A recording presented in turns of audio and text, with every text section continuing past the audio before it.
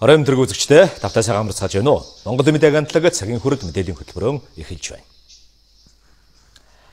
Их хүүхдийн эрүүл мэндийн үндэсний төвд сүүлийн 2 жилийн хугацаанд 2 тэрбум төгрөгийн хөрөнгө оруулалт хийсэн байна. Энэ мөнгө их хүүхдийн эрүүл мэндийн салбарт ямар дэвшил авчирсан талаар өнөөдөр тус эмнэлгээс танилцуулга хийлээ. 2011 онд Монгол улс гаж төрөлттэй хүүхдүүдийн 97%-ийг хожуу оншилж байсан. Өөрөөр хэлбэл эмчлэх аргагүй болсон үед нь оншилж байсан гэсэн үг. Харин 2012 оноос эхлэн удам зүйн лаборатори байгуулснаас хойш 11 мянган эхийг хоромсоомын шинжилгээнд хамруулж 294 ургийн гажиг илрүүлсэн байна. Нэг үгээр хэлэхэд 294 айлын ирээдүйн амьдралтай холбоотой оншилгоо Монгол улсын анагаахын шинжилгээ ухаанд гарсан бас нэг дэвшил гэж мэргэжилтнүүд тайлбарлаж байна. Бид нар өмнө нь даавны хам шинжийг эмнэл зүйн шинж тэмдгээр бидний илэрч байгаа өөрчлөлтөөр оншилдог л байсан. Хизээч ингэ лабораториор оншилж үзээгүй, баталгаажуулж үзээгүй Монгол улс. Одоо тэгтэл энэ даавны хам шинжийг төрсний дараа биш бүр ихэн хэвлээд байхад нь бид нар 30 тохиолдолд яасан байх нь оншилсон. Энэ бол тэгээд дараа нь бид нар энэ баталгаажлалтыг ар гэрийнхэнтэй ярилцаад энэ жирэмслэлтийг зохицуулах уу, зохицуулахгүй хэрвээ эцэг хүсвэл төрж болно. Гэхдээ бид нар ийм өвчтэй хүүхд төрөх нь байна шүү гэдгийг л хэлж чадаж байгаагаараа анагаах ухааны дэвшил. Шинээр байгуулагдаж байгаа ажаа гэгэний санаачлан бариулж байгаа хүүхдийн эмнэлэгт Азид 7хон байдаг зүрхний ангиографи аппарат суйрлуулахаар 1.8 тэрбум төгрөг зарцуулжээ. Япончууд 3 сая долларын орчин үеийн шин тоног төхөөрөмж буцалтгүй тусламжаар олгож байна. Энэ бол гадаад руу явж эмчлүүлдэг байсан зүрхний төрөлхийн гажигтай 100 хүүхдүүдийг дотооддоо эмчлэх боломж нэгдэж байгаа хэрэг. Одоо нийт жирэмсэн эхчүүдийн 21%-ийг ургийн гаж хөгжлийн онцлогоонд хамруулж чадж байна. Энэ жилдээ удам зүйн лабораторио зөвшөөрүүлвэл орон нутгаас эрсдэлтэй ээжүүдийг хамруулна гэлээ. Их хүүхдийн эрүүл мэндийн үндэсний төв инхүү эрдэм шинжилгээ судалгаа гэх нэг салбараа сүүлийн 2 жилд хөдөлгөөнд оруулсан нь ийм үр дүнд хүрчээ. Гэхдээ одоо тэдний өмнө тулгамдж байгаа нэг асуудал бол хүний нөөц.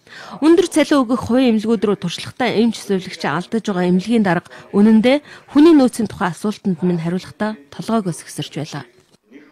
Хэрэгстэй сонгож авахд нэг юм бэрхшээл байдیں۔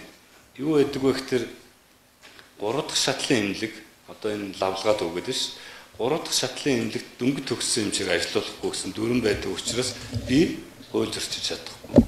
Мэргэжлийн хяналтын газар нь ирээд шалгах дээр дөнгөж төгссөн хүүхдийг та авч ажилуулсан гэд байгууллага дээр торгуул тавьдаг учраас би нэг Монголын энэ нэг тийм авцалдаагүй дүрмэнд эрүүл мэндийн байгууллагууд бас энэ галанд их ордог. 3 дахь шатлалд нэлээд туршлагатай ийм хэмж ажиллах ёстой гэсэн ийм тавчаар илүү шалгуур байна. Тэгэхдээ үнийн нөөцийн үед бүх эмнэлгүүд яг эзлэх юм байдалтай байна. Уулзалтын үеэр сэтгүүлчид эмэнд хорцсон нэраа хүүхдүүдийн биеийн байдлыг сонирхлоо. Одоо бүгд эмнэлгээс гарахад бэлэн болсон. Эмнэлгээс гарахад нь харьяа эрүүл мэндийн төв болон өрхийн эмнэлгийн эмч нарт нь даатхан өгч байгаа гэлээ. Улсын хэмжээнд хамгийн хүн дээр өвчлсөн хүүхдүүдийг хүлээн авч тусламж үзүүлдэг их хүүхдийн эрүүл мэндийн үндэсний төв инхүү сүүлийн үеийн ололт болон асуудлуудаа мэдээлсэн юм а. Хэдийгээр хүүхдүүдийн биеийн байдал сайжирч эмнэлгээс гарсан ч Монс эмийн сангийн салбаруудад хяналтын байгууллагууд шалгалт хийсээр байна. Шударга өрсөлдөөн хэрэглэгчийн төлөө газар өнөөдөр шалгалтынхаа дүнгийн талаар танилцууллаа. Монсын салбар 2 эмийн сангийн үйл ажиллагааг зогсоож, Монс компанид өрсөлдөөний хуулийн дагуу захиргааны арга хэмжээ авахар болсон байна.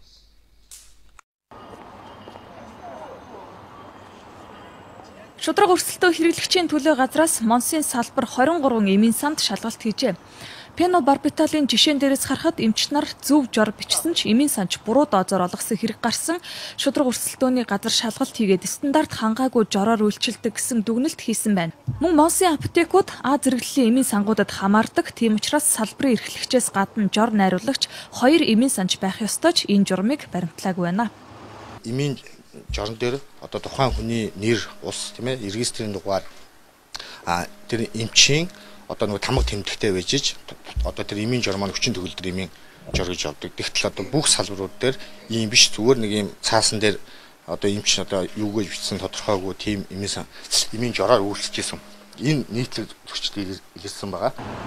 Монсын зарим салбар эмийн сангийн үйл ажиллагаа явуулах тусгай зөвшөөрлөлгүй байсан байна. Ийм зөрчилтэй 2 ч эмийн сангийн үйл ажиллагааг төдөлгөлзүүлэхээр болжээ. Эмийн сангийн одоо эрхлэгч маань тухайн үйл ажиллагааг 3-аас доошгүй жил ажилласан байх гэсэн шаардлага байдаг. Энэ шаардлага бол хангаагүй. Одоо дөнгөж саяхан сургууль төгссөн хүүхэд эмийн сангийн эрхлэгчээр ажиллаж байсан. Энийг одоо зохих бид нэр байгууллагад нь шалгуулж одоо тусгай зөвшөөрлийн төтгөлзүүлэх хүртэл одоо санал явуулна. За дараагийн асуудал бол энэ эмийн сангууд бол бүгд одоо үнийн дүн тавьдгүй, тийм ээ? Хүнийг одоо харж агаад үнээ хэлдэг, тийм. Бид нар тэр эмийг бол өдөртмөн нөгөө талхашгээ хэрэгэлдэг, үнийг мэддэг учраас энэ дээр бол маш их асуудал үүсэж байгаа. Тэгэхээр цаашид бүх эмийн сангуудад энэ шаардлагыг тавина. Монос эмийн сангийн салбаруудад гарсан зөрчлүүдийг нэгтгээд Монос Улаанбаатар төв компанид захиргааны арга хэмжээ авахар шийдсэн байна. Хуулийн дагуу захиргааны арга хэмжээнд 10 хүртэл сая төгрөгийн торгуул ногдуулдаг. Бусад эмийн сангуудын хувьд Монос эмийн санг монопол эрхтэй, зарим эмийг зөвхөн өөрийнхөө салбаруудаар зарах эрх авсан гэдэг гомдол тавьдаг. Гэсэн ч шудраг өрсөлдөөний газар эмийн үн болоод монопол байдлынхын талаар тодорхой дүгнэлт гаргаагүй гэлээ. Эмч нар иргэдийг антибиотикийн өргөн хэрэглэнээс татгалзахыг сануулж байна. Энэ бэлтгэл нь хүний биед хүнлэнгийн шалтгаанаар бий болсон нянга устгах зориулалттай үйлдвэрлэгдэжээ. Гэтэл бид вирусын гаралтай ханиад шуухна хүрэгтэдийд антибиотик хэрэглэж өөрийгөө дархлаагүй болгож байгааг эмч нар хэлж байна. Энэ талаар шаасны нэрмжтэй улсын 3 дугаар төв эмнэлгийн эм зүйчид иргэдэд мэдээлэл өглөө. Эмийн сангуудад антибиотик маш ихээр худалдаалагдаж байгаа. Гэтэл иргэдийн дунд антибиотик гэж ямар ийм бэлтгэл байдаг тухай нарийн ойлголт бага байна. Тэд ийм нэртэй нэг л төрлийн ийм байдаг гэж ярьж байхад зарим нь мис засал зэрэг онцгой тохиолдолд ашигладаг ийм тариаг антибиотик гэж ойлгодог тухайга хэлж байсан. Антибиотик гэж одоо мэдгүй. Антибиотик юм мэддэг. Өрхөн дуудаг ч юм уу, боорон дуудаг ч юм уу, тархин дуудаг ч юм уу, даралтан дуудаг ч юм уу тийм мэдл байд боддоо шүү дээ. Антибиотиктэй юм гэж өндөр доостой өвчтэй тийм юм байдаг л гэж боддог шүү дээ. Антибиотик өрөвсөл өвчин намдах зорилгоор антибиотикийг өвчтэй антибиотикийг их өвцөн үедэл хэрэглэдэг болов гэж боддог шүү дээ. Гэтэл бид бараг өдөр тутам ханиад хүрэх болгондоо уудаг эмээнд ч антибиотик орсон байдгийн байна. Антибиотикийг буруу хэрэглэвэл хүний дархлаа муудаж цаашид эмчилгээ авах боломж нь багасдаг. Жишээ нь энэ бэлтгэлийг удаан хэрэглэвэл бүдүүн гэдэсний хоол боловсруулах нэн устдаж витамины дутагдлалд орж шархлаа үүсдэг байна. Энэ мэт олон өвчлөлийн гол нөхцөл болж байгааг эм зүйчид хэллээ. Эмийг жоргуугаар одоо эмчийн заавар зөвлгөөгүйгээр ард иргэд маань хэрэглэснээр эмийн гаж нөлөө эмийн хордлого гэсэн. Өөрөөр хэлбэл тухайлбал антибиотикийн хордлого гэхэд антибиотик буруу сонгож хэрэглэснээр ард иргэд ихэвчлэн одоо наад захын жишээ гэд хэлэх юм бол ханиад хүрдэг тийм үү? Ханиад хүрэхээр л антибиотик уух хэрэглэх ёстой. Гэтэл ханиад маань одоо вирусын буюу мөгөлсрийн гаралтай байх юм бол нөгөө эмийн хэрэглээ үр дүн байхгүй. Өвчлөлийг намдаах эцсийн арга нь эм байх ёстой. Толгой өвдөх, ханиад шуугтнаа хүрэх төдийд эм хэрэглээд байвал эрүүлжих биш. Харин ч эрүүл дархлаагаа устгаж байгааг эм зүйчид анхааруулж байсан юм а.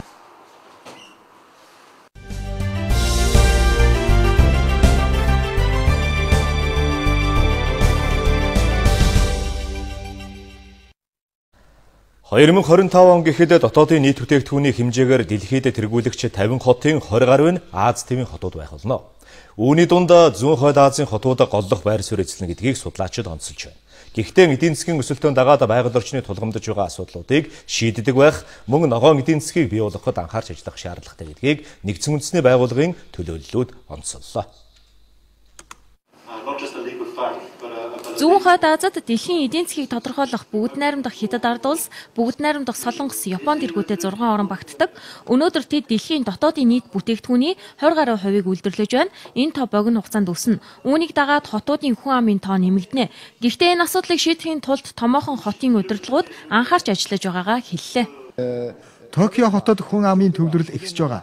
Төвлөрлийг сааруулахын тулд бусад хот хөдөө орон нутгуудад ажлын байр бий болгож байна. Байгалийн сайхан газарт ажил гэр нь ойрхон байснаар иргэд цаг зав хөрөнгө мөнгөө хэмнэж эрүүл мэндэд анхаарах боломж бүрдэх учраас иргэд ч үүнийг дэмжиж байгаа юм. Бид агаарын бохирдлыг бууруулахын тулд химийн үйлдвэрлэлүүдийн хог хаягдлыг дахин боловсруулж байгаа. Мөн түүхийн нүүрсийн хэрэглээг халахын тулд хуучны модон байшингуудаа засварх шинжилэл хийж байгалийн хийн хэрэглээг нэмэгдүүлэхээр ажиллаж байна. Улаанбаатар хот ч мөн байгаль орчин төдийгүй хүн амынхаа эрүүл мэндийг хамгаалахын тулд гэр хорооллыг дахин төлөвлөж агаарын бохирдлыг бууруулахад анхаарч ажиллаж байгааг хотын дарга онцоллоо. Тоосчлт, цүлжилтийн асуудалд зүүн хойд Азийн хотууд хамтарч ажиллана гэдгийг хэллээ. Жишээ нь одоо ганцхан жишээхэд одоо нөгөө тоос биш та хаврын шороо их нарийн ширхэгтэй тоос бол гарал нь одоо Монголоос гаралтай. Тэгээд Бээжин одоо Сеул ингээд Пенян Токио хүрдэг байхгүй юу? Гэтэл энэ бол би өчигдөр хэлсэд одоо нэг тийм нарийн технологид их хортой тоос байдаг гэж. Тэгээд тийм ч учраас тэд нар бас энэ Улаанбаатарыг ногоон байлга. Тэр тоосны чинь гол их усүр нь бол өөрөө Улаанбаатар байдаг. Сэлэнг одоо Төв аймгийн газар тариалангийн бүс байдаг байхгүй юу. Тэгэхээр мэдээж хэрэг энэ их усүр дээр одоо арилгах ажил дээр тэд нар оролцох сонирхолтой. Бид нар энийг дуртаяа хүлээж авъя гэж Улаанбаатарын ногоон болгох асуудлыг. Аз төв тэр дундаа зүүн хойд Азийн улс орнууд цаашаа дэлхийн эдийн засгийн хөгжилд гол үүрэг гүйцэтгэн. Тэд хүрэн эдийн засгаас ногоон эдийн засгийг бий болгоход хамтарч ажиллах нь чухал гэдгийг Нэгдсэн үндэстний байгууллагын Аз номхон далайн бүсийн эдийн засаг нийгмийн комиссийн дарга хэллээ. Токио, Бээжин, Москва тэргүүтэй хотууд үйлдвэрлэл автомашин нийтийн тээврийн хэрэгслийн хортгийн ялгуурлалтыг бууруулж эрчим хүчний үр ашгийг нэмэгдүүлэхэд анхаарч байна. Гэхдээ тэд энэ ажлыг тусдаа хэрэгжүүлэх биш. Хамтарч ажиллах юм бол улс орноо цаашлаад бүс нутгаа богино хугацаанд байгаль орчинд ээлтэй байдлаар хөгжүүлэх боломжтой гэж харж байна. Хөгжингүй орнууд ногоон эдийн засаг зарцуулах төсвийг баталдаг болсон бүгд найрамдах Солонгос улс, ногоон өсөлт, бүгд найрамдах Хятад ард улс, ногоон соёл иргэншил, Япон улс бага нүүрс төрөгч бүхий хөгжлийн түншлэл зэрэг хөтөлбөрүүдийг хэрэгжүүлж байгаа юм байна. Энэ нь зөвхөн төрийн байгууллагаар хязгаарлагдахгүй. Хувийн хөвшил иргэдийг татан оролцуулахад чиглэдэг. Тиймээс хүн амын төвлөрөл ихтэй Улаанбаатар хот ийм төрлийн санхүүжилттэй байх нь чухал. Ингэснээр хөрөнгө оруулалтыг татах илүү таатай нөхцөл бүрдэнэ гэж зүүн хойд Азийн хотуудын дарга нарын форумд оролцогчид онцолж байлаа. Иргэд гэмт хэргийн хохирогч болоход хамгийн түрүүнд хорооныхон цагдаад ханддаг. Харин хорооны цагдаа хэрэг шуурхай ажиллахаас шалтгаалж гэмт хэргийн хохирлын хэмжээ тодорхойлогддог байна. Тиймээс хорооны хилцийн төлөөлөгчийг түргэн шуурхай ажиллах нөхцөл боломжоор хангаж өгөх нь чухал байгааг Баянгол дүүргийн цагдаагийн хэлтсийнхэн хэлж байна. Цагдаагийн албаагч өндөр ур чадвартай бэлтгэгдсэн байлаач холоос дуудлага ирэхэд хугацаа алддаг, хүчин чадал нь хүрэлцдэггүй байна. Тухайлбал Баянгол дүүргийн 9-р хороо 6000 гаруй хүн амтай 20 орчим метр квадрат нутаг дэвсгэрийг хамардаг. Харин эдгээр иргэдийн аюулгүй байдлын төлөө нэг л цагдаа ажилдаг. Захын гэр хорооллоос гинтийн дуудлага ирэхэд унах унаагүй тул явган алхахаас өөр арга байдгүй байсныг хорооны цагдаа нар ярьлаа. Манай хороо болохоор гэр хороолголдоо, гэр хороолцсон гэлцсэн хороо. Тэгээд урд нь бол унаа машин байхгүй. Тэгэл явганаар өрөх гүйцэтгэжсэн. Одоо ингэ моцголтой болсон. Моцглаараа өрөх гүйцэтгэж ажиллана да. Урд нь бол ерөөсөө л явгал явдаг гэсэн шүү дээ. Тий. Нэг газраас нөгөө газар дандаа явна. Тэгэл одоо хороо нэг газраас нэг хэрэг харлаа гэтэл нөгөө тал руугаа явах гэсээр адилж бас цаг хугацаа шаардна дээ. Тэдний хүнд нөхцөл байдлыг харгалзан Баянгол дүүргийн засаг даргын тамгын газраас 9 мотоцикл, 2 автомашин, бус хэрэгслийн хамт хүлээлгэж өглөө. Ингэснээр хорооны цагдаад дуудлага ирэхэд шуурхай ажиллах боломжтой болж өөрийн гисэн унаатай болж байна. Баянгол дүүрэг маань төвийн дүүрэг гэж явдаг боловч хойд хэсгээр уул та жалгагуутай өвөл ялангуяа дуудлага өгсөн эрүүжүүлэх янз бүрийн шаардлагатай хүмүүс очиж хурж авахд бол жижиг машин явахд төвхтэй хүндрэлтэй байдаг юм да. Тэр бишэлэг бол ойлгож байна одоо энэ хуваалцам шиг маань. Нэг хороонд өдөрт гэмт хэргийн шинжтэй дуудлага 4-5 удаа ирдэг байна. Харин одоо цагдаагийн албан агчид түргэн шуурхай үйлчилдэг болсноор гэмт хэргийн гаргалт тодорхой хэмжээнд буурна хэмээн тэд үзэж байлаа. Япон улсын засгийн газар 1990 оноос эхлэн өвсний үндэс буцалгүй тусламжийн хөтөлбөрийг манай улсад хэрэгжүүлж энэ хугацаанд боловсрол эрүүл мэндийн салбарын 450 гаруй төслийг санхүүжүүлсэн байна. Өнөөдөр дээрх хөтөлбөрийн хүрээнд зайлшгүй засвар шинжилгээ хийх шаардлагатай эмнэлэг сургуулиудад 457 мянган долларын санхүүжилт толгохоруулж 2 тал гэрээнд гарын үсэг зурлаа.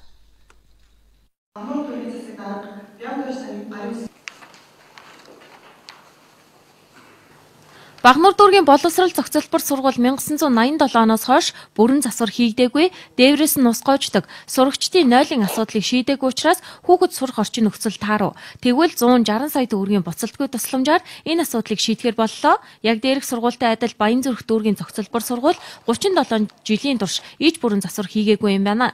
Ийхүү дээрх хоёр сургуулиас гадна Өвөрхангай аймгийн Бүрд сумын сургуулийн дотор байр, Орхон аймгийн Баян өндөр сумын бүсийн онцлогоо эмчилгээний төвийн засвар шинжилэл, мөн Улаанбаатар хотын үйлдвэрлэл урлалын политехникийн коллежийг өргөтгөх ажил өнөөдрөөс хэрэгжиж эхэллээ. 169 сая төгрөгөөр дотор байрны шалны их засвар, дотоод чимэглэл засвар, бас гадаад тогтчлтын засвар хийгдэн. Тэгээ үндсэндээ ер нь дээвэрт бол бас нэлээд зардал нь тодорхой хэмжээнд болохоор. За энэ 165 сая төгрөгийн засвар үйлчилгээг хийснээр манайх барилгах маань нэмэн орчин сайжилж, нөхцөл байдлын сайжрахын зэрэгцээ эмчилгээний хоол маань бүрэн төгс хийгдэж хүмүүст илүү өөр нүдэн үзүүлэх юм аа. Япон улсын засгийн газар энэ онд манай улсын боловсрал эрүүл мэндийн салбарт сая гаруй долларын хөрөнгө оруулж нийтдээ 12 төсөл хэрэгжүүлээд байгаа юм аа. Улс орноо хөгжирэхэд борсон хүч гэдэг нь маш чухал. Өөрөөр хэлбэл Монголын хурдан хөгжлийг бид нар хөсөн ёроод энэ боловсролын салбарт ихээхэн төслийг хэрэгжиж байгаа юм аа. Япон улсын засгийн газар өвсний үндэс буцалтгүй тусламжийн хөтөлбөрийн хүрээнд манай улсын 450 гаруй төсөлд санхүүжилт олгосны 60 гаруй хувь нь боловсролын салбарт зарцуулагдсан байна. Цаашид өвсний үндэс хөтөлбөр энэ салбарт түлхүү хэрэгжих юм аа.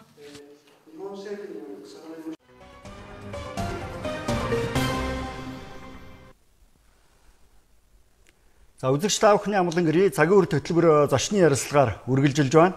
2013 онд Монгол улсын ерөнхий сайдын ивэл дор Монгол улсын авраг адуучин тэмцээн анх удаа зохион байгуулагдаж байсан. За энэ тэмцээн болсноос хойш 1 жил гаруй хугацаа өнгөрч байна. Энэ удаагийн тэмцээн 8 дугаар сарын 23-нд Хүй 7 хоногт болно. За үүнтэй холбогдуулан Монгол улсын ерөнхий сайдын олон нийт нийгмийн бодлогын зөвлөх Хөдөрбаатар энэ удаагийн шууд ярилцлаганд оролцож байна.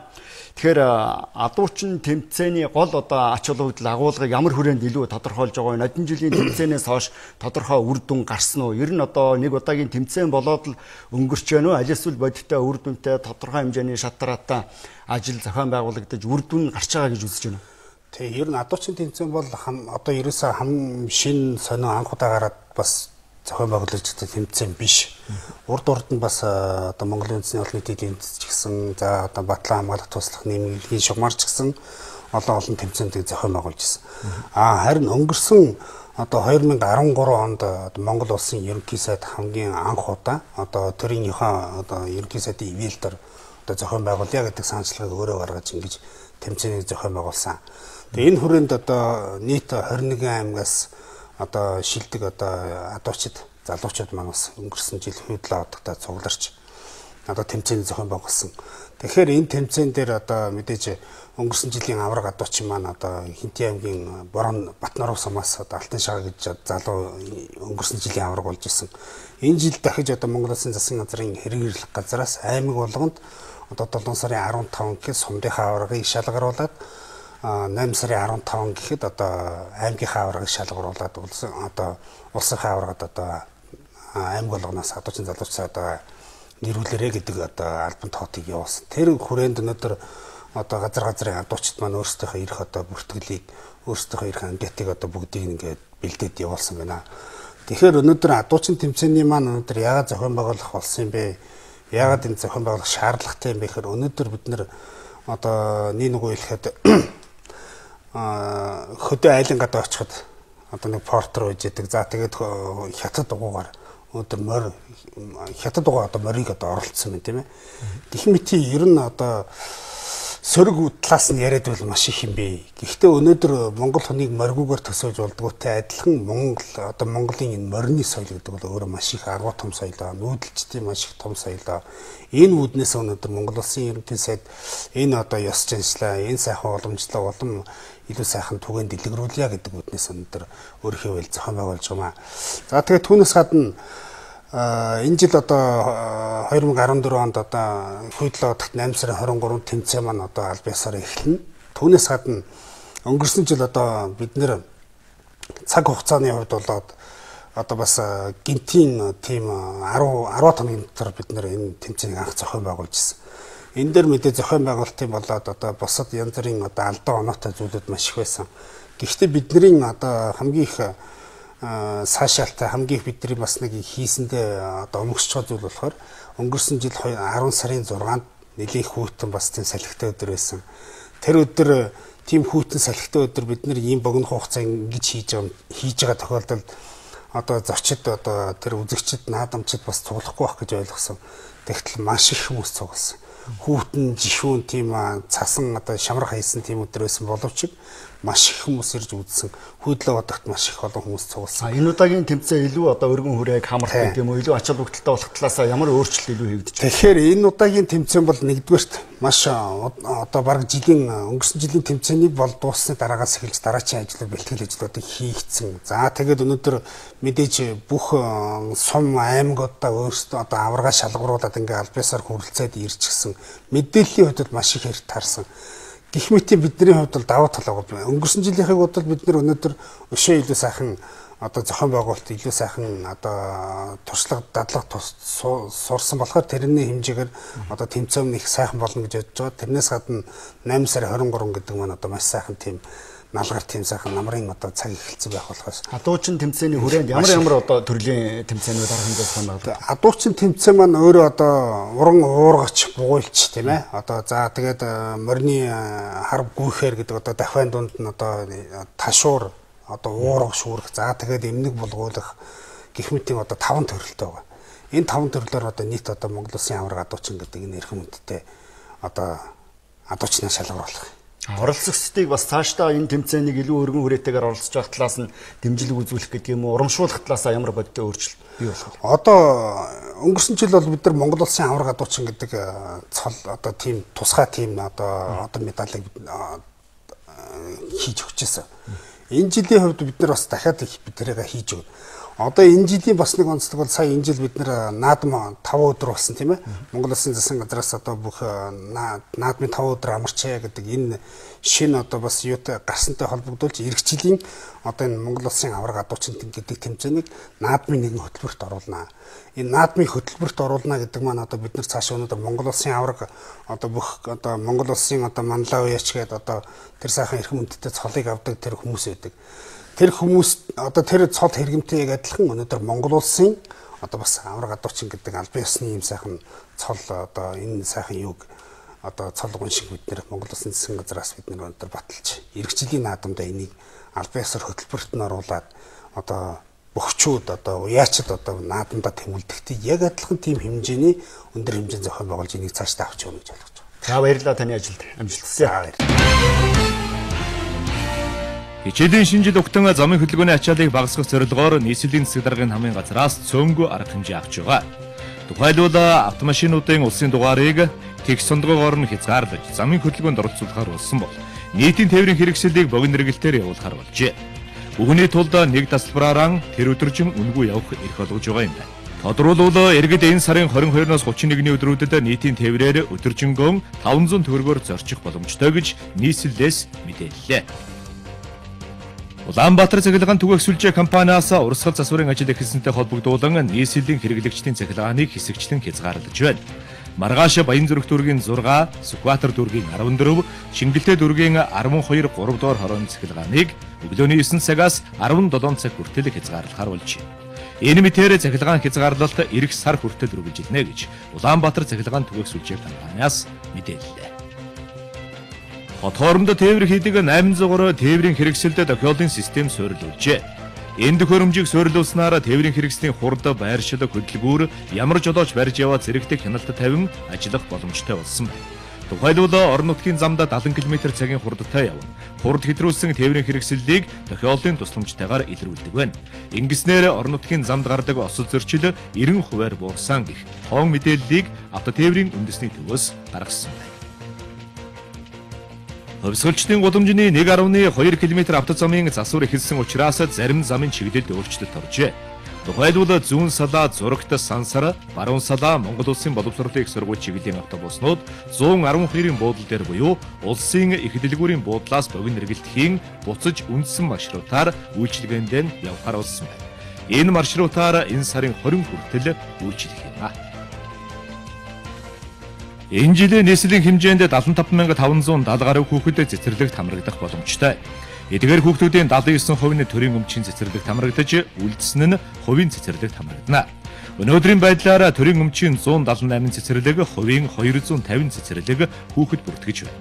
Цэцэрлэгийн хүүхдүүдийн эсэлтийг энэ сарын 30-наар дуусгар болгоно гэж нийслэлийн боловсролын газраас мэдээллээ.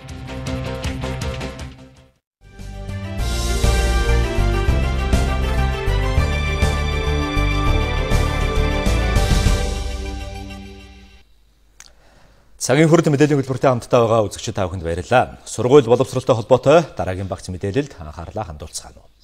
Анагаахын шинжилгээ ухааны их сургууль сургалтын төлбөрөөр 40%-аар, шинжилгээ ухааны технологийн их сургууль 18%-аар нэмсэн бол Монгол Улсын их сургууль сургалтын төлбөрөөр 14-аас 15%-аар тус нэмэгдүүлжээ. Эдийн засаг хүндхэн байгаа нөхцөлд их эдийн сургуулиудын сургалтын төлбөр ийхүү нэмэгдэж байгаа нь ард иргэдийн амьдралд хүн дээр тусж байгааг эцэг эхчүүд хэлж байна. Игдэл сургуулиудын сургалтын төлбөр чухам ямар үндсэлээр нэмэгдсэн талаар бид энэ удаад сурвалжиллаа. Төрийн өмчийн томоохон их нэг кредит 35,000, жилийн төлбөр нь ойролцоогоор 1 сая 50,000-аас сая 250,000 хооронд хэлбэлзэж байжээ.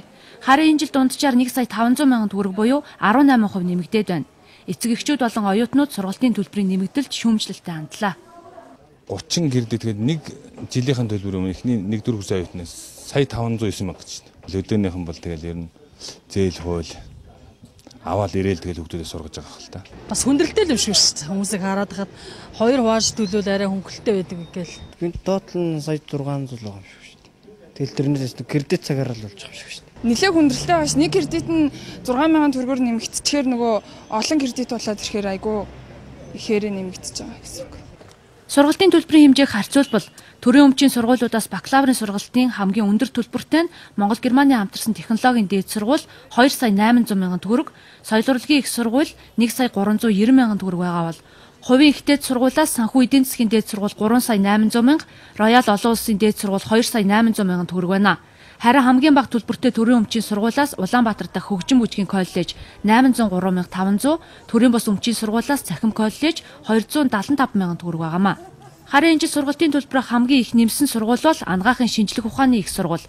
Тус сургууль сургалтын төлбөрөө 40%-аар нэмэхээр шийдвэрлсэнд хэд хэдэн шалтгаан нөлөөлж байгааг боловсролын яамнаас тайлбарлалаа.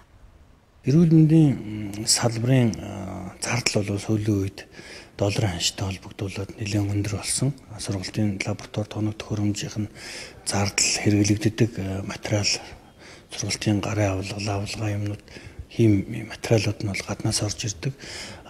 Долларын ханш өсөж байгаатай холбогдуулаад бол тэрнтэй холбоотой гэсэн үндэслэл гарч ирсэн.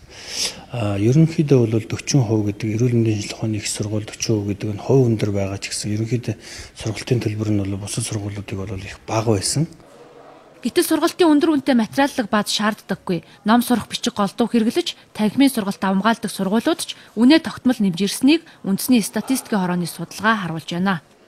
Өнгөрсөн 2013 оны байдлаар аваад үзэх юм бол ихтэй сургуулийн төлбөрийн хэмжээ Улаанбаатар хотын төвшөнд 33.2%-аар бол өсөжсэн дүнтэй гарсан.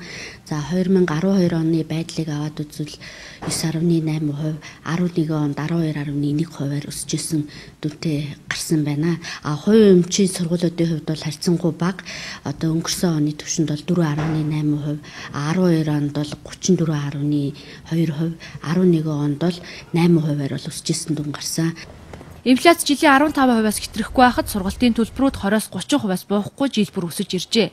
Дээр дурдсан практик хичээлийн тоног төхөөрөмж, өндөр үнэтэй сургалтын материал шаарддаггүй сургуулиудын хувьд сургалтын төлбөрийн нэмэгдэл нь багш нарын цалингийн өсөлтөнд зарцуулагддаг гэж салбарын яамны мэргэжилтэн тайлбарласан. Тэгвэл үүнтэй зэрэгцээд сургалтын чанар нь жил бүр өсч чаддаггүй гэдэг асуултанд ийм тайлбар өглөө. Багш нарын цалин хөлс гэдэг маань яг гар дээр очиж байгаа цалингаас гадна гадаад дотоод харилцаа, эрдэм шинжилгээ судалгааны ажил, төсөл хөтөлбөрүүд, гадаадад мэргэжил дэвшлүүлэх гэдэг энэ олон төрөл ангийн зардлуудтай холбоотой. Улсын хэмжээнд сургалт явуулж байгаа бүх ихтэй сургуулийн сургалтын төлбөрийн тухай мэдээлэл 8 дугаар сарын сүүлээр нэгтгэгдэж гарна. Үүний дараа аль сургууль төлбөрөө хэдэн хувиар нэмсэн тухай нэгдсэн мэдээллийг үндэсний статистикийн хорооноос 9 дугаар сард албан ёсоор зарлах юм а. Харин үндэслэлгүй нэмсэн гэж үзэж байгаа сургуулиудад шударга өрсөлдөөн хэрэглэгчийн төлөө газраас шалгалт хийх юм байна. Төрийн үйлчилгээ хувийн хэвшлийнхний бүтээн байгуулалтыг гүйцэж чадахгүй байна. Олон жишээ байгаа ч гэсэн яг одоо тулгамдж байгаа сургууль цэцэрлэгийн талаар бид энэ удаад хөндлөө. Энэ бол Баянгол дүүргийн 18 дугаар хороо. Энэ хорооны нутаг дэвсгэрт сүүлийн 2 жилийн дотор 700 орчим өрх шинээр ирж сурвшжээ. Жил ирэх бүр 1-2 орон сууцны барилга ашиглалтанд орж байна. Гэхдээ үүнийг дагаад өрхийн эмнэлэгт орон тоо нэмэгдсэнгүй, бас сургууль цэцэрлэгийн тооч нэмэгдсэнгүй. Энэ бол 18 дугаар хорооны оюуны ундраа цогцлбор сургуулийн бага сургуулийн байр. За хажууд нь шинэ байрнууд орчин тойрныг нь танигдахгүй болтол баригдсаар харин төрийн үйлчилгээний байрнууд өнөөх л 30 жилийн өмнөх өнгөтөрхөө өөрчлөөгүй хэвээр байна. Одоо би ингээд нэг тоо баримт хэлэхэд бол 2012-аас 13 оны хичээлийн жилд манайх 7 бүлэгт 1-р анги авч хичээлүүлсэн байгаа. Гэтэл 13-аас 14 оны хичээлийн жилд тэгэхэд 10 бүлэг, одоо энэ 14-өөс 15 оны хичээлийн жилд 11 1-р анги ингэж хичээлүүлэхээр ийм л тоо баримтыг хэлэх байна. Ер нь бол сүүлийн үед баригдаж байгаа шинэ барилгууд олноор ашиглалтанд орж байгаатай бол шууд холбоотой. Ер нь бас нэг асуудлыг нэг хөндөхэд нэг бусад тойргийн буюу хамран сургах тойргоос бусад юугаар орж ирж байгаа хүүхэд бол нэг 10-аас 15% л эзэлдэг. Аль л 2010 онд нэмэгдэж байгаа хүн амын тоо сургуулийн хуучин барилгын дороотлыг харгалзан шинэ сургууль барьж эхэлсэн гэж оюуны ундраа цогцлборынхаа хэллээ. Өндөр орон сууцнууд ашиглалтанд орсоор байхад эдний сургууль харин ашиглалтанд орох хугацаа тодорхойгүй хэвээр байна. Яг энэ дүр зургийг хотын аль ч дүүрэгт харж болохоор шинэ хороолол болсон ч сургууль цэцэрлэгийн байр байшингаа давхар шийдээгүй том хорооллууд боссоор байна. Хэн хариуцах ёстой бол? Нэгж хорооллын төлөвлөлт гэж байгаа. Нэгж хорооллын төлөвлөлтөөр бол үндсэндээ тухайн байршлууд дээр хаана сургууль цэцэрлэг байх нь оновчтой вэ гэдэг байршлуудыг нь бол тогтоосон байдаг. Тэгээд тухайн байршил дээр нь бол одоо иргэд аж ахуйн нэгжүүд хүсэлтээ гаргахад нь тухайн байршил дээр нь сургууль цэцэрлэгийнх нь төлөвлөлтийг хийдэг даалгаврыг хийж өгч байгаа. Аж ахуйн нэгж өөрөө л төлөвлөх ёстой юм тийм үү? Аж ахуйн нэгж зарим газраа бол өөрсдөө төлөвлөдөг, зарим газрыг бол улс буцаагаад газрыг аваад одоо дунд сургууль болон хүүхдийн цэцэрлэгийг төлөвлөж хийж байгаа. Орон сууц барих гэж байгаа компаниудад сургууль цэцэрлэгийн төлөвлөлт хийхийг шаарддаггүй байсан цаг саяхан. Харин одооноос Улаанбаатар хотыг 47 нэгж хороолол туван төлөвлөлт хийжээ. Танай компани орон сууцны хороолол барих гэж байгаа бол оршин суугчдын тооноос амарч сургууль цэцэрлэг байгуулах газраа үлдээх ёстой. Тэр газарт нь улс сургууль цэцэрлэгээ хурдан хугацаанд байгуулах гэсэн үндсэн зарчимтай явж байгааг мэргэжилтнүүд тайлбарллаа. Нийгмийн сайн сайханд чиглэсэн ажлын хүрээнд Mobicom корпорац хүүхдийн утас 108-ын үйл ажиллагааг эхлүүлэхэд дэмжлэг үзүүлж байсан. Тэгвэл энэ удаад урлаг соёлын төлөөллүүдтэй хамтран зүрх бүхний төлөө зорилттой хөтөлбөрийг хэрэгжүүлж эхэллээ. Тэд хамтран нийгэм тулгамдж байгаа асуудлуудыг шийдэх юм а. Mobicom корпорац зүрх бүхний төлөө хөтөлбөрийн хүрээнд 5 төслийг санхүүжүүлэх юм байна. Үүнд сэтгүүлч зол жаргалын хөгжлийн бэрхшээлтэй иргэдийн асран халамжлагчдад дэмжлэг үзүүлэх, яруу найрагч хулангийн оюунлаг залуусыг дэмжих сургалтын тэтгэлэг, дуучин цэцэн бэлгийн гэр бүлийн номын сан байгуулах, мөн камертон амтлагийн дуучин Минд амрын гэмтэл согог судлалын үндэсний төвийн түлэнхийн тасагт тоног төхөөрөмж авч өгөх зэрэг төсөл багтсан юм а. Уламжлалуудын хогийн цэгдэрлэхэд мянгаад хүн ажилдаг. Тэндээс амьдралаа золгуулдаг. Тэдний үр хүүхдүүд нь бол харахад бол элэг эмтрэмээр ийм хүүхдүүд байдаг. Яг бидний хүүхдийн адил сурч боловсрох эрхтэй гэж бодогдсон. Тийм учраас би энэ хүүхдүүдийн сургалтанд хэрвээ одоо миний төсөл ялвал тэр мөнгөийг хүүхдүүдийн сургалтанд зориулъя. Оролцогч маань бол маш дуртай хүлээж авсан. Өөрөөсөө төслөө боловсруулж санааж бичиж байгаа сэдвээ ч гэсэн өөрөөсөө сонгосон. Mobicom корпорацийн хувьд бол энэ хэрэглэгчдийн оролцоотойгоор хамгийн одоо их олон санал авсан нэг төслийг бол 100% бүрэн санхүүжүүлнэ. Таны дэмжиж байгаа төсөл тухайн 7 хоногт хамгийн олон санал авах юм бол гадаадад аялах, ухаалаг гар утас хожих эрхийн төлөө, харин 5-7 хоногийн хугацаанд хамгийн их санал авсан тохиолдолд Jeep Wrangler автомашины эзэн болох боломжтой юм байна. Дэмжиж байгаа төсөлдөө саналаа өгөхийн тулд та дансаа цэнэглэж төлбөрөө төлсөн байх шаардлагатай. Хамгийн олон санал авсан төслийг 80 сая төгрөгөөр Mobicom корпорац санхүүжүүлэх юм байна.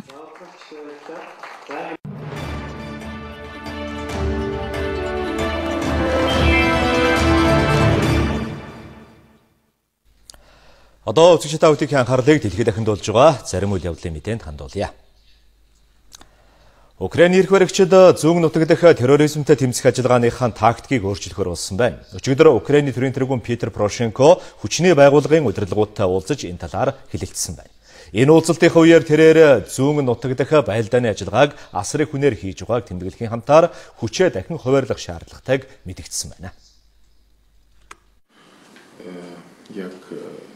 Украины ерөнхийлөгч терроризмтэй тэмцэх ажиллагааг амжилтанд хүрэхийн тулд юуны түрүүнд салан тусгаарлагчдын хилдэнд байгаа нутаг дэвсгэрийг бүсүүдэд хуваан бүслэж хүрээг нь хумихыг санал болгоод байна.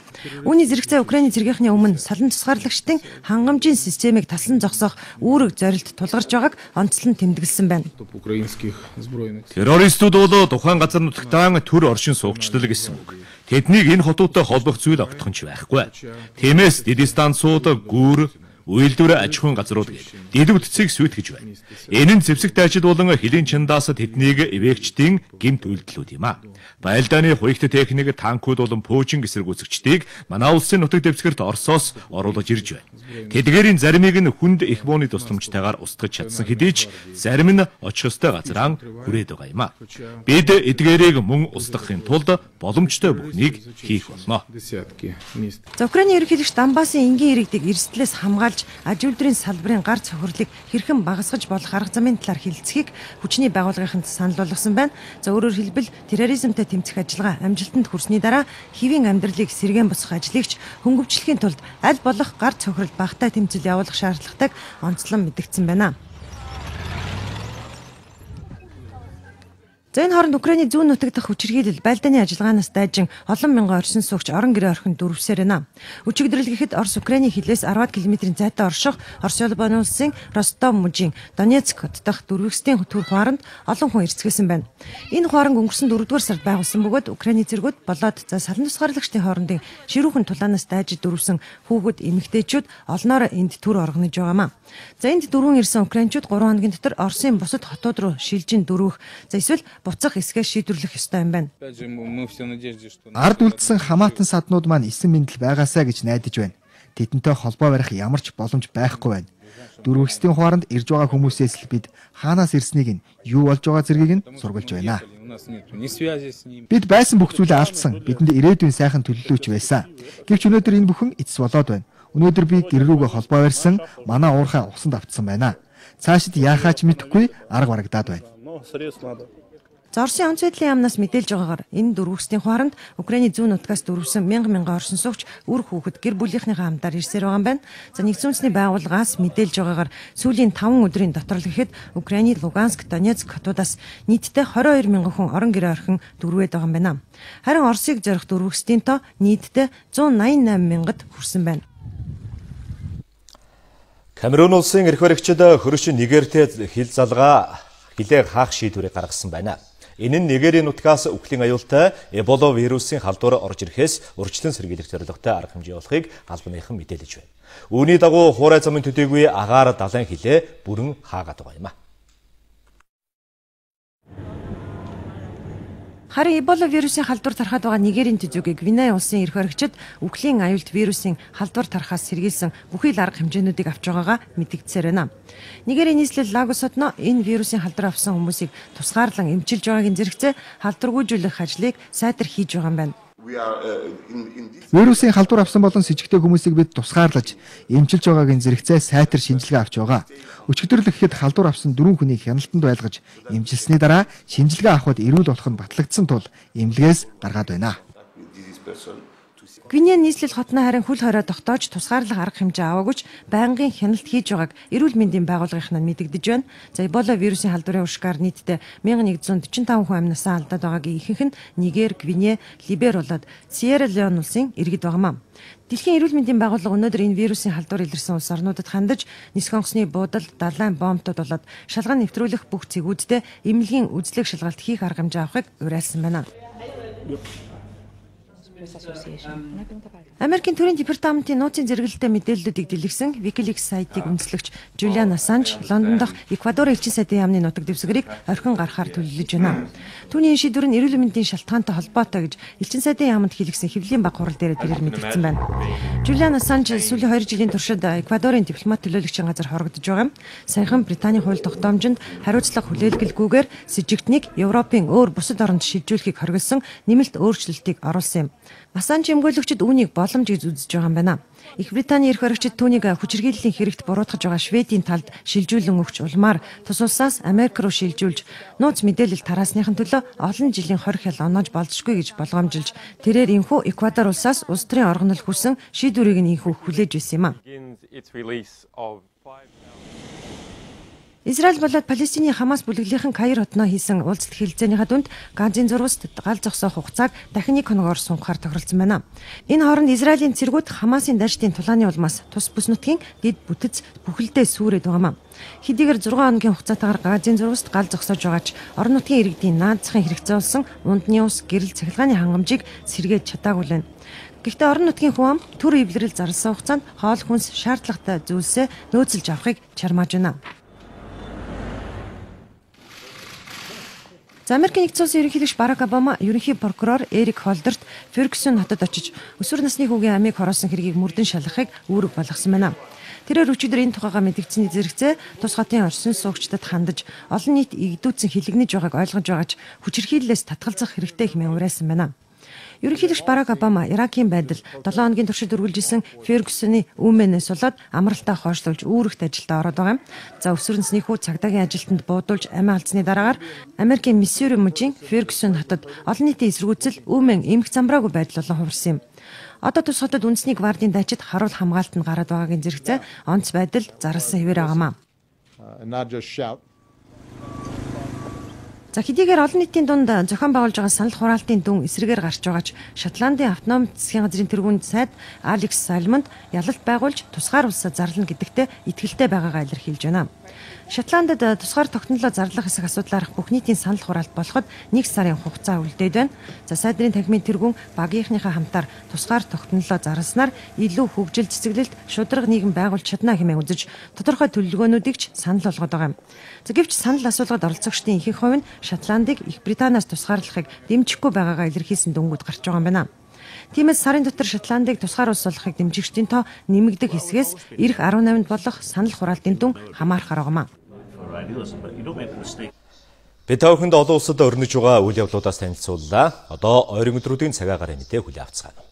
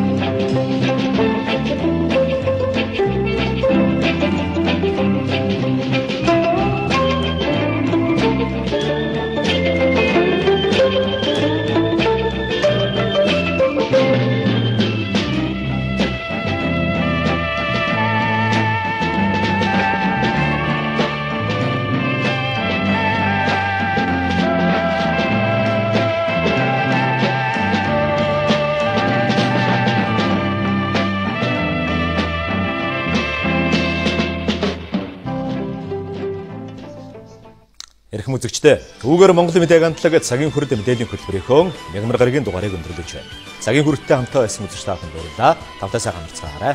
Баярлалаа.